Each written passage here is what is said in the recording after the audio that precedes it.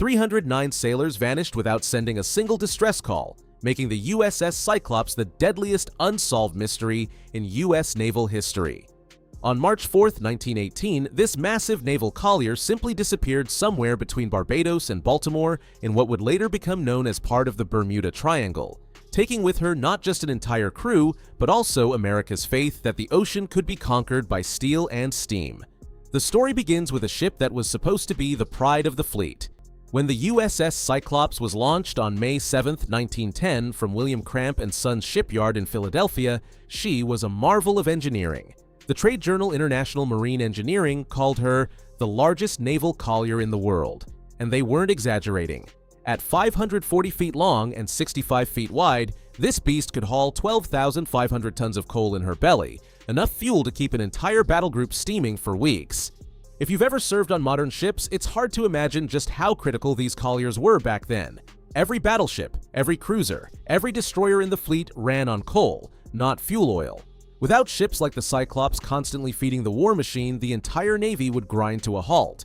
She wasn't glamorous like a battleship or fast like a destroyer, but she was the backbone of naval operations. The Cyclops was built for endurance, not elegance.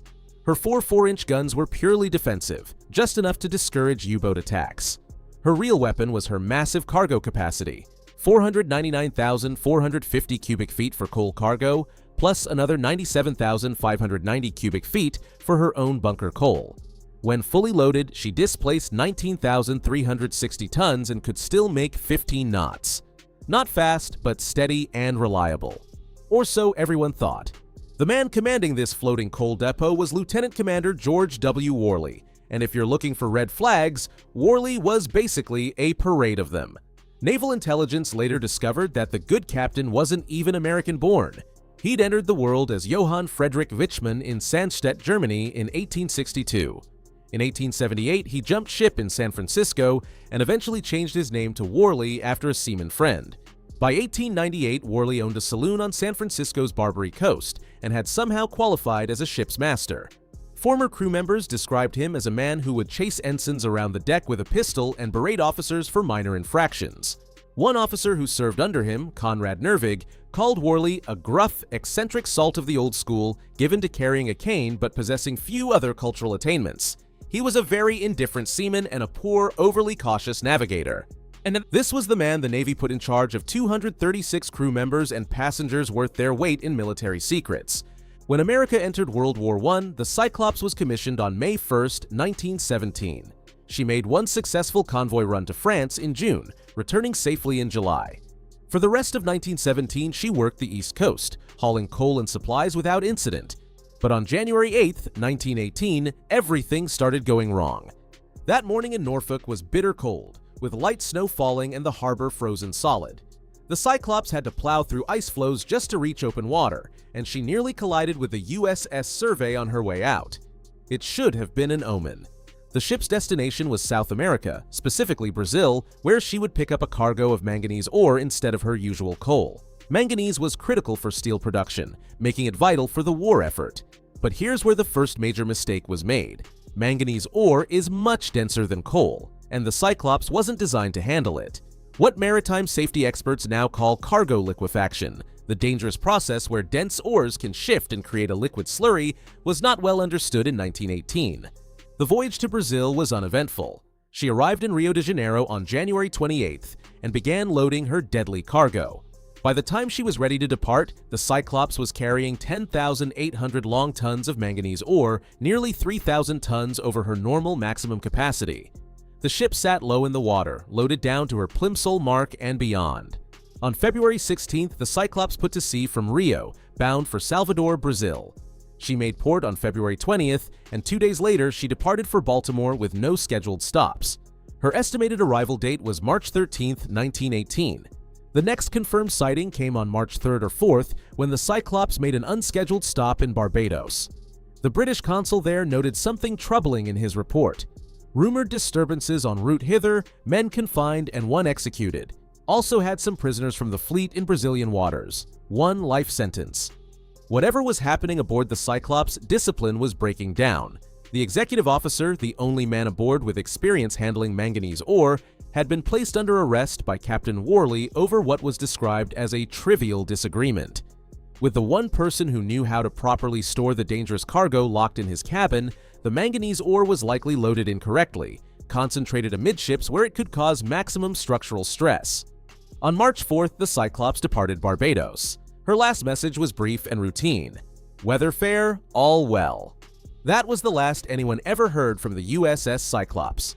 March 13th came and went with no sign of the ship in Baltimore. By March 15th, Navy officials were concerned but not panicked. Ships were often delayed by weather or mechanical problems. But as days turned into weeks with no word, the horrible truth began to set in. On April 13, 1918, the Navy Department officially gave up the search. Secretary of the Navy, Josephus Daniels, issued a statement that would haunt naval historians for decades. There has been no more baffling mystery in the annals of the Navy than the disappearance last March of the USS Cyclops, Navy collier of 19,000 tons displacement with all on board. On June 1st, Assistant Secretary of the Navy, Franklin D. Roosevelt, yes, the future president, declared the Cyclops officially lost and all hands presumed dead. On June 14th, after a 90-day search operation that covered thousands of square miles, the ship was stricken from the Navy list. 309 men were gone without a trace. So what happened to the Cyclops? Over the past century, theories have ranged from the plausible to the paranormal, and some of them might surprise you. The German submarine theory was the first to emerge. With U-boats operating in the Caribbean during World War I, enemy action seemed logical. But the German Navy categorically denied any involvement both during and after the war. No U-boat captain ever claimed credit for sinking the Cyclops, and in a war where propaganda victories mattered, that silence speaks volumes. The sabotage theory focused on Captain Worley's German birth and alleged pro-German sympathies. Naval investigators discovered that many of Worley's closest associates were German or German-American, and one passenger, Consul General Alfred Gottschalk, was known for his pro-German views. Some theorists suggested Worley deliberately handed the ship over to German forces, but if that were true, why wouldn't the Germans have announced such a major victory?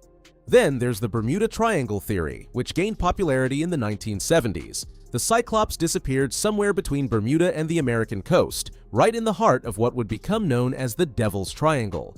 What makes this theory even more intriguing is what happened to the Cyclops' sister ships decades later.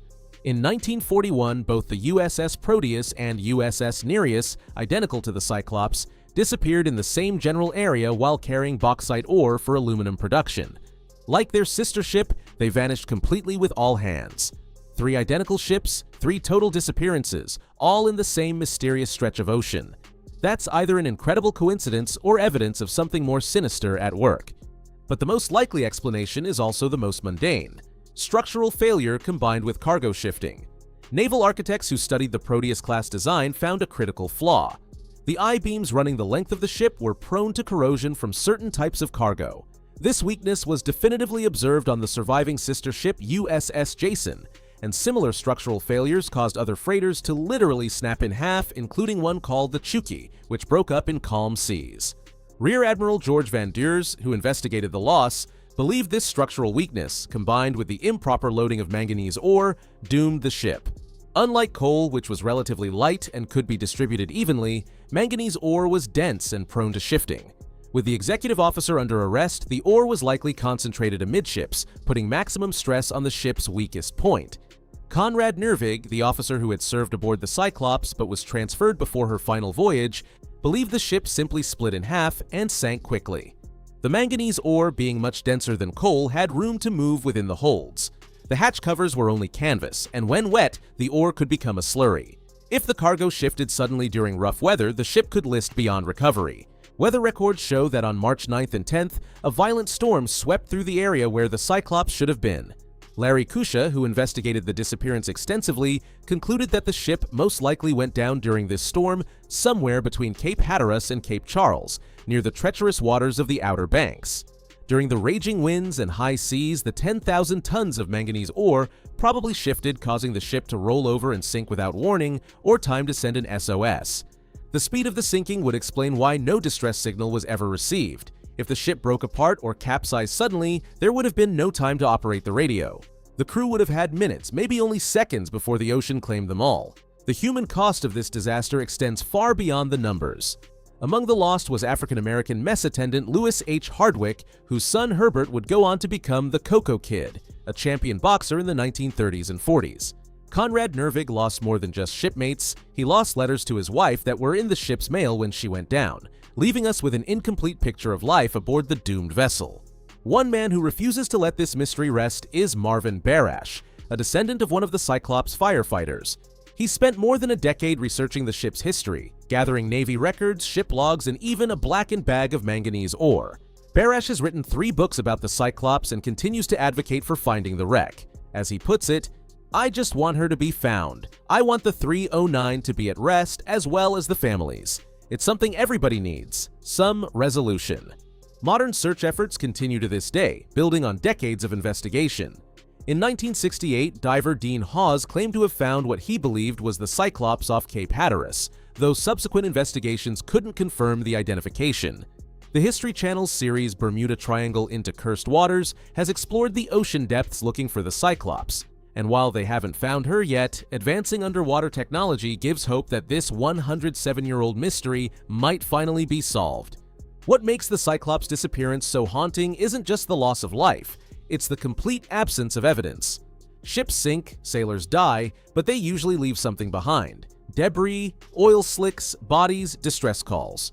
The Cyclops left nothing. She simply vanished as completely as if she had never existed.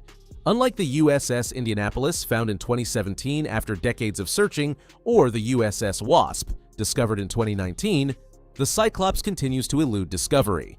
These successful recoveries demonstrate that even ships lost in the deepest waters can be found with modern technology and determination, making the Cyclops' continued absence all the more mysterious.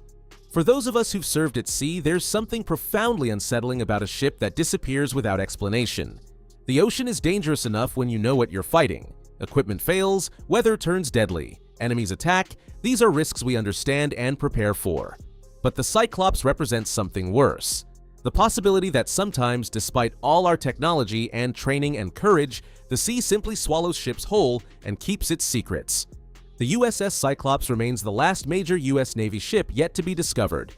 In recent years, underwater explorers have found the USS Indianapolis, the USS Wasp, and dozens of other lost warships. Advanced sonar, deep-sea submersibles, and satellite technology have stripped away many of the ocean's mysteries. But the Cyclops continues to elude us, lying somewhere in the dark depths of the Atlantic with her 309 souls and 10,800 tons of manganese ore, most likely somewhere in the waters between Cape Hatteras and Cape Charles, where the currents are treacherous and the ocean floor drops away into abyssal depths. That's fitting, actually. In a century marked by world wars, technological revolutions, and space exploration, the disappearance of the USS Cyclops reminds us that some mysteries endure. The ocean that carried our ships to victory in 2 world wars, that served as highway for American power projection across the globe, still holds secrets we cannot fathom. The families of those 309 men never got closure. They never got bodies to bury or a clear explanation of how their loved ones died. They got only questions that echo across more than a century. What happened in those final moments? Did the crew realize their danger? Did they have time to pray or think of home? As search technology continues to improve and new expeditions probe the depths, there's still hope that the Cyclops will finally give up her secrets. When she's found, and she will be found, she'll tell us not just how 309 sailors died, but how they lived in those final hours aboard a doomed ship carrying a deadly cargo through dangerous waters. Until then, the USS Cyclops stands as a monument to naval mystery. A reminder that even in our age of GPS and satellite communications, the sea keeps its own counsel. 309 sailors departed Barbados on March 4, 1918, with fair weather and all well. They were never seen again, leaving behind only questions and the eternal mystery of what lies beneath the waves.